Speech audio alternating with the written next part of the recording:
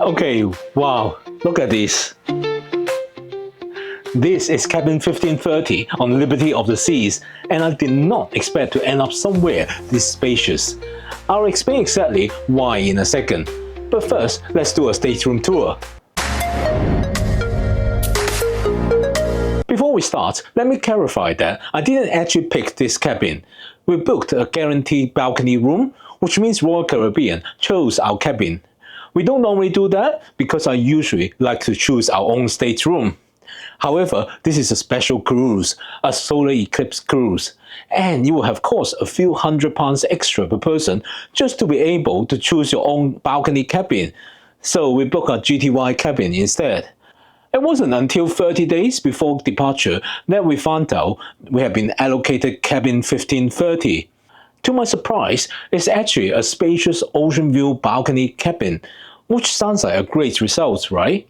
But is there a catch? Let's check out the cabin in detail. Right, when you walk in, first of all, you got a full wall of storage here. Let's check inside.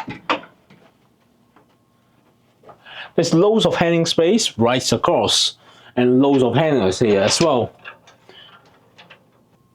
And on the other side, there are shelves running all the way up and down. And of course, there's a safe here as well. It's a good size for your passports, wallets, and maybe a small tablet. Now, bathroom is just across on the other side. Let's check it out. Now, my first impression is that the size is quite decent. There's a small vanity here, and behind it, with the mirror, there's a bit of storage built inside.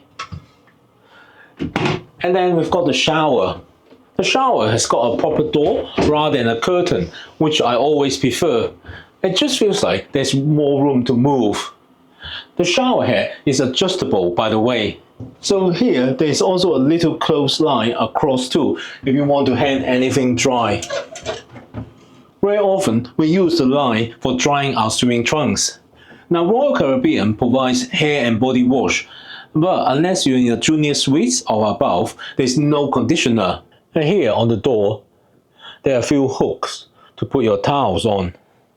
Out here, you've got a genuinely large sofa and a coffee table.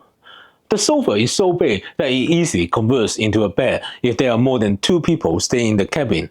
Honestly, this balcony cabin really does live up to its category. It's rather spacious with lots of usable space. A standard balcony cabin on Liberty of the Seas is around 188 square feet. This one is 233 square feet, so you really do notice the extra room. But over here, you've got the vanity areas. So you've got 2 plug sockets here, 2 US one, and actually on the other side, there's a European one as well. But as the ship is relatively old, there are no USB charging ports, so make sure you bring adapters, particularly if you've got lots of gadgets to charge. Now, because it's a UK sailing, we've got a kettle here as well. Normally, you don't get that if you're cruising out of the US.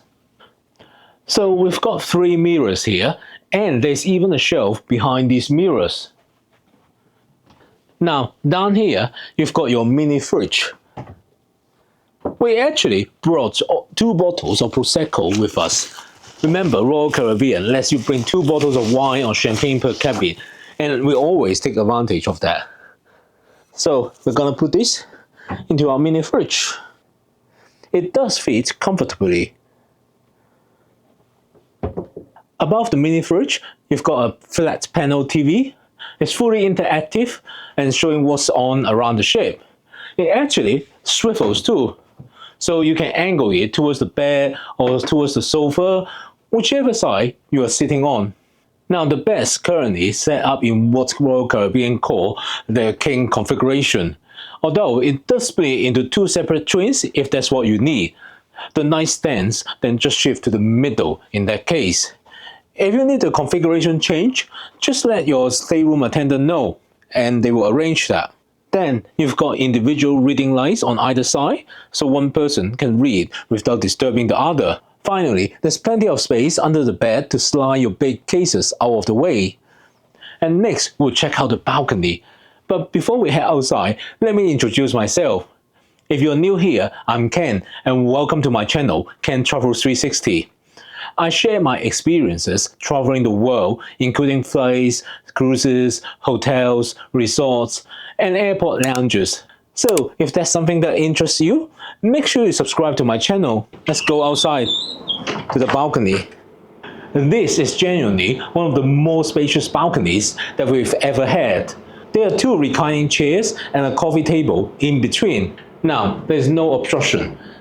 But then I did some research before booking, and I found out that Liberty of the Seas doesn't have any obstructed balcony cabins.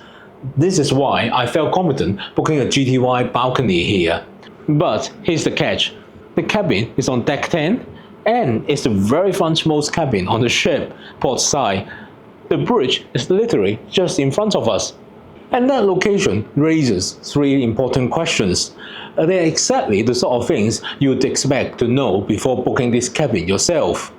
1. We are crossing the Bay of Biscay on this cruise, which has a reputation of being rough. Forward cabins and up high move the most in any kind of swell. So does it actually get choppy up here? Number 2. Being at the very front means every trip to the dining room, the windjammer, and most of the ship's social space is a proper walk down the entire length of the ship. Would that get annoying after a few days? And 3. This cabin sits directly underneath the fitness center. Normally, we'll pick a cabin with other cabins around it for a bit of soundproofing by default. So are we gonna be woken up by treadmills at 6 in the morning? I don't have answers to any of those yet because we've literally just walked in. So here's what I'm gonna do. I'm gonna actually live in this cabin for a few days, cross the Bay of Biscay, deal with the walk, sleep under the fitness center, and then come back and tell you exactly how it went. The good, the bad, and everything in between. So see you in a few days. By the way, if you've been finding this video useful, please hit the thumbs up. And if you aren't a subscriber yet, hit the subscribe button and ring the notification bell. This is the start of our Eclipse cruise, so there are lots of exciting things coming up, and I'd love for you to follow along. So after 8 days on this cruise, we've seen the total solar eclipse, and I'm ready to answer the questions I had at the beginning of the cruise. We were initially a little bit concerned about the location. Being right at the front of the ship, we wondered whether we'll feel a lot of movement when crossing the notorious Bay of Biscay. Fortunately, we had the calmest Bay of Biscay crossing that I've ever experienced. So, apart from the fact that it's quite a walk to get anywhere, particularly windjammer, the cabin worked really well for us. If anything, it means we're getting our steps in without even trying. And it's not all downside either. The theatre and some of the other facilities are actually at this end of the ship. So it evens out more than you'd imagine. You win some, you lose some. Finally, regarding the noise level, well, we didn't notice a thing. Whatever soundproofing or flooring they've got up there has done the job. So here's my overall verdict. For a guaranteed fare, the cabin genuinely over-delivered on space and view. The location is a trade-off. And honestly, whether that trade-off is worth it depends a bit on how you feel about a bit of movement and a longer walk to dinner. For us, we are very happy with the savings and the cabin that we were allocated. Will we book a GTY cabin again? Absolutely. In fact, next year we are cruising on Grandeur of the Seas, one of Royal Caribbean's oldest ships. And we managed to book a GTY Junior Suite for just £200 extras per person compared with a balcony cabin. But equally, if it doesn't cost much extra to choose a cabin, we normally will, just so we don't have to leave it to chance. Well, I hope you enjoyed this cabin tour. Now, if you want to see what else happened on this cruise, click on one of the links to watch the next video. See you over there. Ciao!